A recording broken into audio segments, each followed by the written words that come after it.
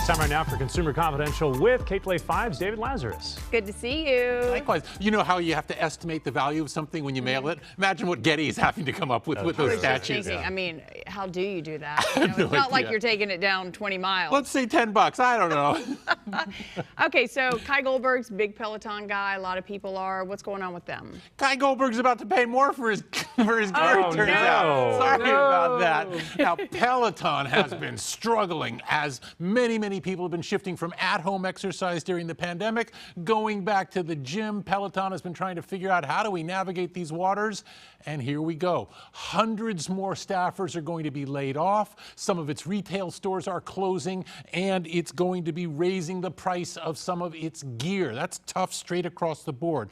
They're also going to be closing all remaining warehouses and outsourcing delivery of, the bikes and the treadmills to third parties. The company says this will give it the flexibility it needs to be able to return to profitability, but that's going to be a long road. In the most recent quarter, Peloton reported $757 million in losses. That compares with a year ago when it lost just a scant $8 million in the same quarter. So obviously this is a company with a lot of stuff to go. The Bike Plus machine going up by $500. The treadmill going up by $800. So things are changing, and they're changing very quickly. Nevertheless, the CEO says he's optimistic about the company's future, to which I say, dare to dream. CEO should feel good. The stock is up 15%. It is indeed. So Wall Street likes the news. The market likes it when likes companies Right. tighten the belt a little Right. bit. The market always likes that. We have seen that before. Hey, speaking of investors, I guess some of them a little bit fearful. What's this going on with is it Zantac 75? Is that the drug? Exactly. Yeah. And the drug industry is taking a hit this week because all sorts of different companies are at stake here. We're talking about Zantac, once a very popular heartburn drug, and it was once a prescription drug, then it switched to over-the-counter. Here's the thing. Coming up on August 22nd will be the first hearing in a series of litigation hearings about the possibility of there being a carcinogenic, in other words, cancer-causing ingredient in Zantac, known as NDMA. There are roughly 2,000 lawsuits pending at the moment, and because now that it's an over-the-counter drug, there are so many different drug companies involved with this, you've got almost the whole industry facing the prospect of, if not payouts, then long-term litigation. Now, the industry, for its part, says there is no evidence that either there's a cancer-causing ingredient, or if there is, that it's going to cause any harm. Nevertheless, as I say, there are 2,000 lawsuits pending, and in 2020, U.S. and European authorities demanded that Zantac be pulled from the market. That doesn't bode well for the industry, you could say. The next hearing going to be August 22nd, and then it'll kick in a much higher gear next year. So take it.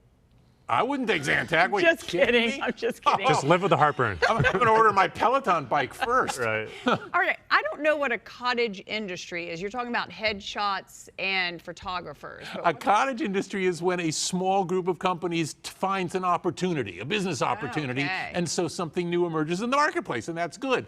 The cottage industry at stake here is headshots for your LinkedIn and or other social media profile pictures. Little tiny passport-sized pictures that appear online.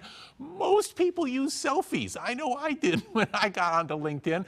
But according to the Wall Street Journal, there is a cottage industry that is emerging in which photographers are charging $1,000 or more to give people a top quality LinkedIn photo, as if that's going to give them the edge up over others in landing a good job and giving you that online je ne sais quoi that somehow is going to make you stand out from the pack. The Journal quotes one guy who describes himself as a facial conveyance strategist in saying, thank you, in saying that this is the way that people can really up their game online.